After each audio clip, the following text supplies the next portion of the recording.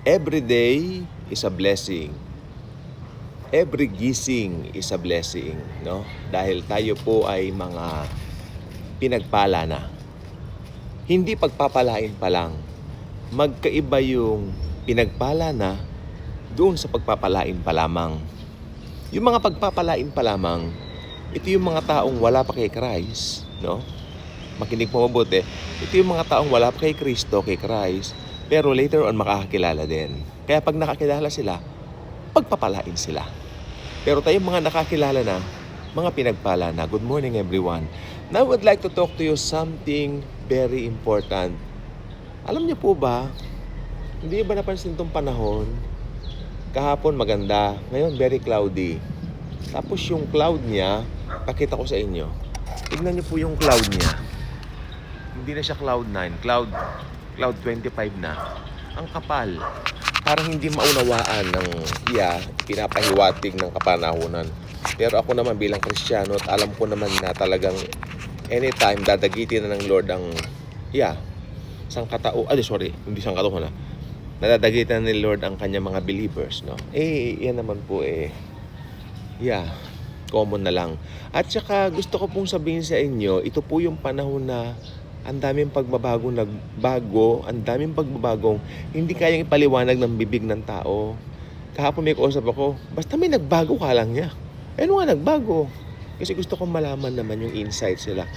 Malaki, sabi niya, yung unang-una, yung mga tao nung nakaraan, medyo iba yung ways compared now. Yes, and that's ang tawag po natin ngayon dyan, that is the great shift, SHIFT. Pagbabago yon. Kumbaga meron tayong mga graveyard shift, yung mga panggabi, tapos may pang-umaga, morning shift, yung tawag doon, mga sa trabaho, di ba? Ganon din po, parang may nagbagong from night to day, day to night ang nangyari. So, kahit na naman mangyari, alam natin, Jesus is always with us. Huwag tayong kakabahan, huwag tayong matatakot. Talagang may crisis po ngayon na hindi kayang ipaliwanag ng sandaigdigan. Pero ginagawa ng solusyon. Okay.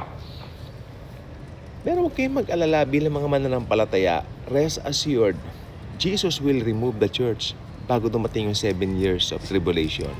Ang tawag nga doon, the 70th week of Daniel. Bago dumating yung 70th week ni Daniel na yan, we will be removed here. Rest assured. Yes, marami mga ibang mga doctrines, marami mga ibang views regarding that, pero don't lose hope. Don't listen to them. Listen to what the Bible clearly teaches, na bago dumating ang tribulation, tatanggalin na ni Jesus ang mga mananampalataya. Hindi papabayaan ni Jesus mag-undergo sa tribulation yung mga tinubos niya ng kanyang sariling dugo. Ano ba ang tinubos ng sariling dugo ni Jesus? Walang iba kundi ang church. Walang iba kundi ang mga mananampalataya. Hindi church building kundi mga believers. Naging church kasi it consists of believers of Christ. Okay, sabihin na lang po natin, ang irarapture ni church, yung mga believers niya. Okay? Para walang kalituhan. Ang tawag po sa mga believers ni Kristo all over the world ay church. Universal church. Okay? Yan po ang irarapture niya. Kaya rest assured, we will be removed before the start of the 70th week of Daniel. No? Marami pong nangyayari ngayon sa daigdig. Maraming mga, especially, minsan dito po sa social media, nakakatawa po na talagang makikita mo yung mga pagkakaugnay-ugnay ng lahat, pero hindi pinapansin ng iba. Nakakatawa in a sense, nakakalungkot, no? Kasi may mga bagay po talaga na parang dapat siniseryoso pero hindi siniseryoso. Ginagawa pang cause of fun. Well, alam niyo po ba, ang katotohanan po na nangyayari ngayon sa mundo ay parang tingin ko isa po sa nawala sa atin, yung magkaroon tayo ng compassion sa kapwa natin, no? Especially dito sa social media, kung nakikita natin nahihirapan yung tao, kumbaga masyado na nga siyang persecute, dinadown pa. I'm talking ang tawag dito, pangkalahatan po ito. I'm talking universally. I'm talking as a whole, in general. Na kasi pinagtatawanan pa, no? May mga reaction pa na pangit. Pero hindi mo alam ang pinagdadaanan ng taong yon. Kaya minsan yung mga reaction natin, lagyan na lang natin ng love reaction instead na pangit, okay? So, ayan po ang kikita ko. Again, balik tayo sa topic natin. Yung 70th week of Daniel, ito po ay nakahula po sa banal na aklat. Alam natin yan. Naputol lamang po ito dahil nga po nireject ng mga Hudyo ang Panginoong Hesukristo ang kanilang sariling Messiah. Jesus Christ is the Jewish Messiah. Their very own Jewish Messiah. Si Jesus Christ ay ang kanilang Mesias na hinihintay pero inireject po nila sapagkat iba ang expectation nila sa pagdating ng Messiah. Ini-expect nila ang Messiah, merong tabak na ganito at sila ay diba magkikipag-away ng gano'n. No? Yun ang kanilang ini-expect. Pero hindi po gano'n na nangyari. In a different manner, dumating ang Messiah, baby. Kaya nga po may Pasko tayo eh. Birthday niya yung Pasko, ni Jesus, December 25. So dumating siya noong December 25 as a baby. Pagkatapos, syempre, the rest was history. Hindi siya tinanggap dahil nakita nila yung dumating noong December 25, noong unang Pasko, ay mahinang baby. Ini-expect nila ito ay malakas. No, ito ay someone na ipagtatanggol sila laban sa imperyo ng Romano, laban sa Roman Empire. Pero hindi po ganoon nangyari. Sa halip, namatay sa krus, ibinaon, pero hindi nila alam. After 3 days, nagbangon. Doon na po pumasok yung umpisa ng kanyang pagiging Diyos. I mean, hindi po niya hinubad ang kanyang pagka-Diyos. No, in a sense, tinanggal niya. Sabi lang po ng Bible, hinubad niya ang pagka-Diyos, ibig sabihin, nagpakumbaba. Pero nung nandito siya sa lupa, 100% God and 100% man si Jesus. Hindi po niya itinanggal, hindi natanggal yung kanyang pagka-Diyos. Kaya lang po binanggit doon na hinubad yung pagka-Diyos kasi ibig sabihin po noon, nagpasakop siya ng todo sa kalooban ng God the Father.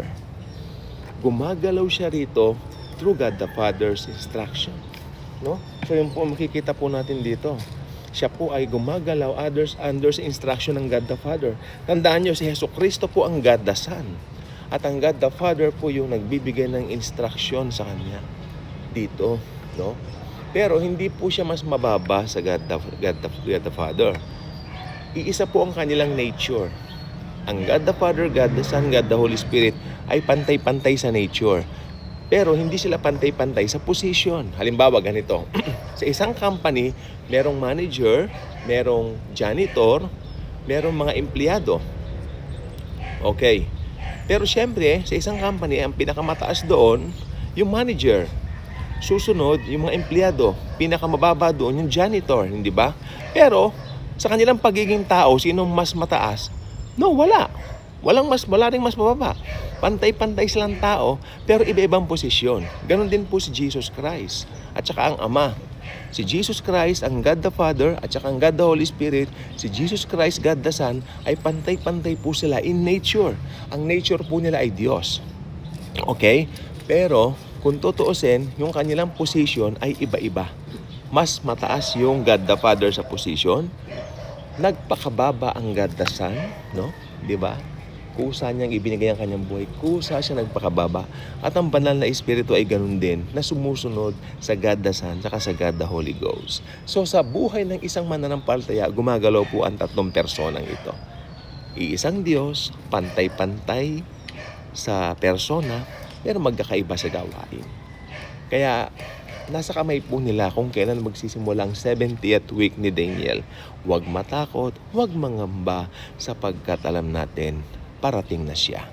Ka-good vibes ka na ba? Pakaabutan ka ng rapture, hindi ka pa ka-good vibes. Abay, lugi ka naman. Pindutin mo na ang subscribe button, share mo ang video nito. When you share this, you are not just sharing this video, you are not just sharing this channel, but you are sharing Jesus. His love is great towards mankind, and His approaching, getting, or removal of the believers here on earth. Excited ka na bang ma-remove sa earth na ito at pumasa Kanya forever and ever doon sa glory ng kahit niya sa kalangitan? Kung hindi pa, tanggapin mo na siya bilang personal mong Panginoon at personal mong tagapagligtas. At ikaw ay maliligtas, yan ang sabi ng Biblia. Okay? Kaya i-share nyo ang channel ng Daily Good Vibes. Ito ay kalooban ni Jesus para makakilala sa Kanya ang buong sangkatauhan. Thank you mga ka-Good Vibes. God bless.